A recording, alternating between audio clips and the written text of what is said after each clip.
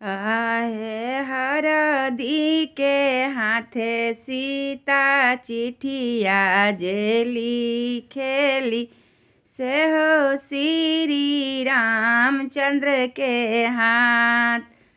आहे हरदी के हाथे सीता चिठिया जे लिखेली से हो श्री राम जी के हाथ।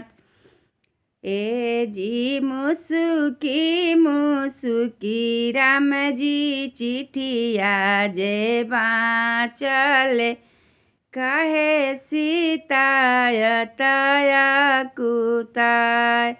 ए जी मुसुकी मुसुकी राम जी चिठिया जे चले कहे सीताय तया कुला। ए जी सीता के पिता कठिन प्राण ठानले सोने के धनुष बनावाय।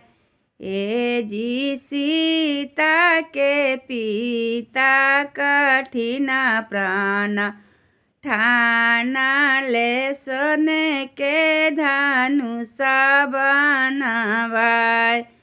ए जी देश विदेश के ऋषि सब आई धनुष जग देखे सब आय।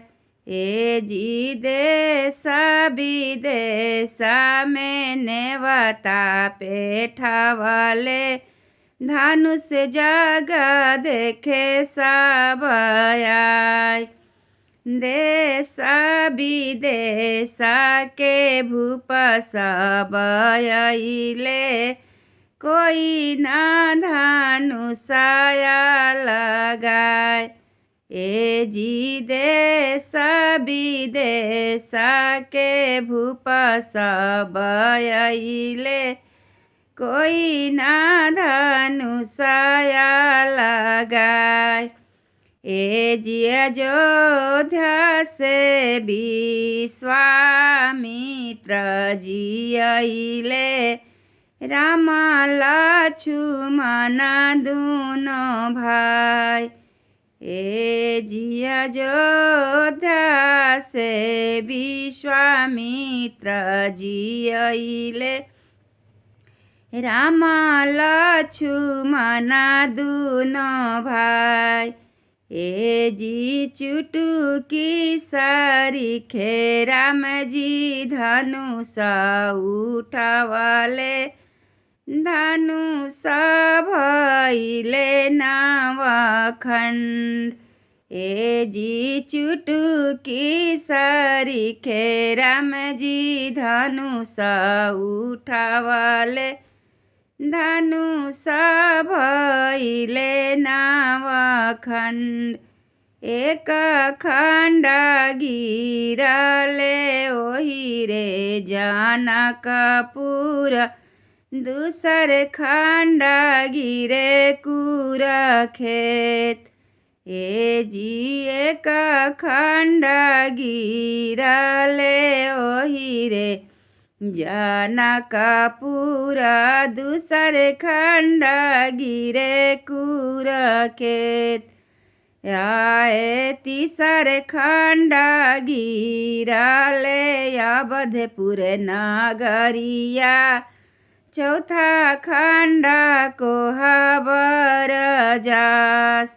ए जी तीसर खंड गिरले अवधपुर नगरिया चौथा खंड कोहबर जास। ए जी भइले विवाह परले सिर सेंदूर राम सीता कोहबर जास। ए जी भइले विवाह परले सिर सेंदूर राम सीता कोहबर जास। हे जी यस राम जी यसु भई लक्ष्मण सीता के बढ़ोए आवत। हे जी यस राम जी यसु भई लक्ष्मण सीता के बढ़ोए